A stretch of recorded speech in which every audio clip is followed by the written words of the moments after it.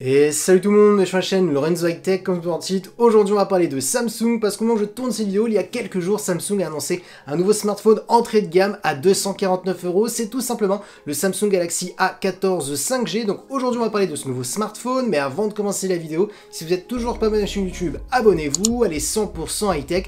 N'oubliez pas d'activer la petite cloche de notification pour être notifié lorsque je publie une vidéo, et aussi à ma page Instagram Lorenzo High Tech, je donne souvent des informations, des promotions, tout ça en story. Et maintenant c'est parti. Du coup commençons par le design. Alors en termes de design, on va pas se le cacher, là on a une face avant qui est plutôt classique d'un smartphone entrée de gamme, c'est-à-dire on a quand même maintenant des bordures quand même sur le côté, on n'a plus vraiment un écran qui est vraiment bord à bord, borderless comme les autres Samsung que je vous ai parlé, des Samsung milieu de gamme comme le A34 5G ou le A54 5G. Donc là oui, on voit tout de suite quand même qu'on a plus de bordures, mais c'est tout à fait normal, on est sur un smartphone entrée de gamme. Ensuite par contre le dos, c'est plutôt joli, on a le même design que le A34 et le A54 4G, qui ressemblent énormément au Samsung Galaxy S23 où on a les capteurs qui sont incorporés dans la coque arrière. Donc voilà, je trouve que le design est plutôt joli. D'ailleurs, dites-moi en commentaire ce que vous en pensez. Maintenant, rentrons dans les détails des caractéristiques de la face avant. On a une diagonale de 6,6 pouces avec une très bonne définition Full HD+.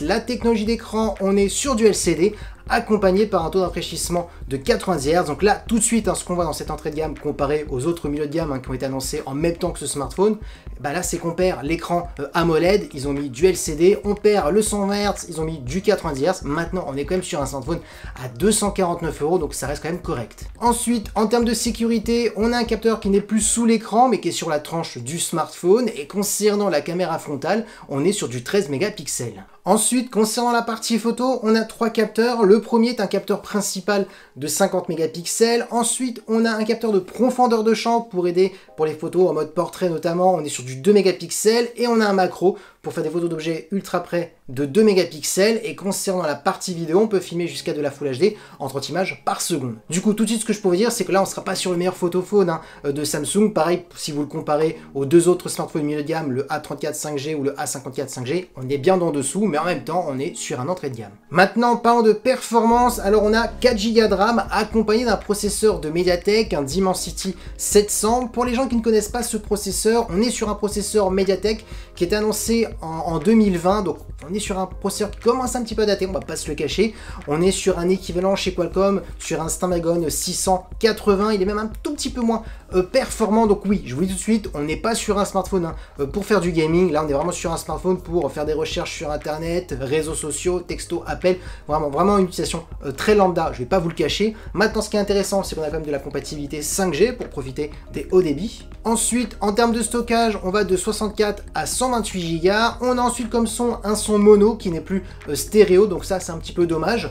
Ensuite, concernant la batterie, on est sur du 5000 mAh avec de la recharge de 15 watts. Donc oui, on va pas se le cacher, on est vraiment sur la recharge qui est quand même plutôt lente. Et concernant les connectivités, on a du Bluetooth 5.2 et de la Wi-Fi 5. Du coup, ce Samsung Galaxy A14 5G, pour qui il est destiné? Il est destiné pour une personne lambda qui ne veut vraiment pas toutes les nerfs technologiques, qui veut juste de la 5G pour surfer vite sur le web, qui veut un petit peu de 90 Hz pour avoir de la fluidité, mais que ce n'est pas grave, qui n'a pas d'écran AMOLED, qu'on est sur du LCD. Donc voilà, on est vraiment sur ce style de personne. Une personne bien entendu qui ne veut pas faire du gaming parce que le processeur ne le permet pas, je vous dis tout de suite, on est vraiment sur un processeur pour aller sur les réseaux sociaux, regarder des contenus multimédia, surfer sur le web et pas plus, je vous dis tout de suite.